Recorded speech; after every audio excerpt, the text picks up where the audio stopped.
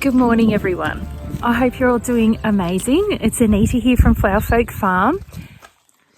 Snake boots are on, belt is on correct way today, so I can actually access my tools. So I just sort of thought before I start this video, I have had some really lovely feedback from everyone just in regards to the intros that I do on my videos, and I try and share with you lots of bits of nature that I find around my property and also just in my surrounding area. So I guess I just wanted to share quickly why I do that with you so that you have a bit more of an understanding of those and why I do it. I have always had a real love for photography, and I guess I just started filming things that I saw when I saw them.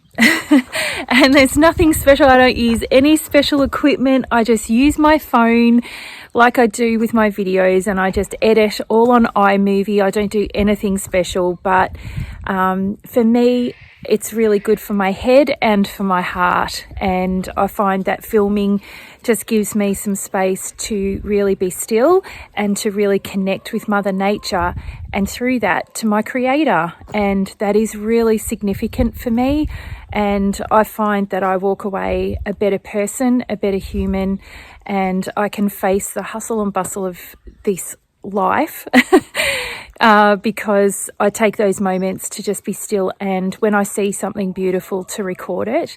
And that is why I share it with you now, just in the hope that it encourages you in some small way too, and connects you back to nature and back to your Creator. And I just find that being in those moments are really precious, and we probably all need to take more time to be in those spaces. And whenever there's stress, whenever there's pain in your life, I hope that you will go and connect with nature and to your Creator.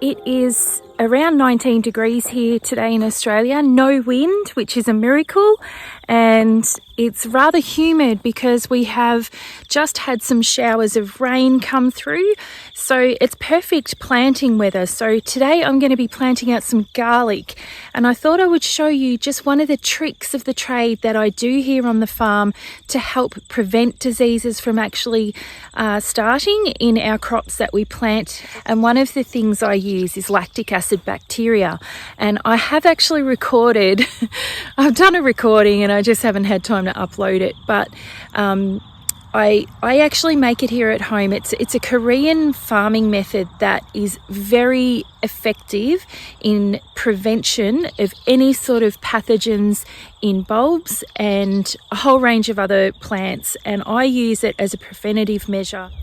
I will put a link down below so that you can actually watch how it's made. There's plenty of YouTube videos out there on it, but I will do a video as well just showing you the process I go through and how I apply it to my flowers and also to the veggies here in the garden. You can also use it for animals, so it's not just for plants, it's also used for animals. It's used on their bedding for their health, and humans use it as well. So there's a lot of health benefits to lactic acid bacteria, and I'll go through those a little bit more detail in another video. But for today, we'll soak our garlic in it, and I tend to soak the garlic for around 2 hours, but you could do overnight. I know a lot of people like to soak their garlic before they plant it, so if you normally soak your garlic in water before you plant, then you could actually try the lactic acid bacteria. Okay, so I've just got a few bulbs here ready just to show you. This is the lactic acid bacteria here that I've already made. This sits in my fridge. It has got live cultures in it, so it's a little bit like kombucha. Once it's at the point of use, you need to refrigerate it to stop the fermentation process. And this, a little goes a long way. So I'm literally just going to add a smidge. That's even too much probably, but that's okay. And we're just going to fill this up with water. Okay guys, good morning. It is the next day and I've got our garlic here that has soaked overnight. Okay, so you can see there's a few floaters on the top. We're not going to keep those. We're going to get rid of those because I suspect there's probably something not good about the bulbs. But the ones that are down the bottom, they're ready to go. So we'll get those out and we'll start planting. Oh, I did forget to say too, don't waste this water, because what you can do is we're going to tip that into this spray bottle, and we're actually going to use the lactic acid bacteria that we've been soaking those in to spray the bed. Okay guys, so I'll just give you a quick demonstration on how I plant. So what you've got is the garlic bulb, which has a flat side and a pointy side. We want to plant it so that pointy side is going up because that's where the sprouts are going to be coming from. We're going to go about 3 inches down, which is about a thumb. Okay, and we're also going to go around 3 inches in between each clove. So just place it down, cover with soil, like that. Give it a quick squirt with water when you're done, and then you go over with the lactic acid bacteria that we saved from soaking our bulbs in. And what that does is just conditions the soil a little bit further, and we'll just prime it so that it's got plenty of really good bacteria there ready to go in the soil. Okay, I'm just out watering in the garden and I've just found something pretty cool that I thought you might like to see. And I'll turn the camera around so you can have a little look at it. I've got my stick because these things bite, so wish me luck.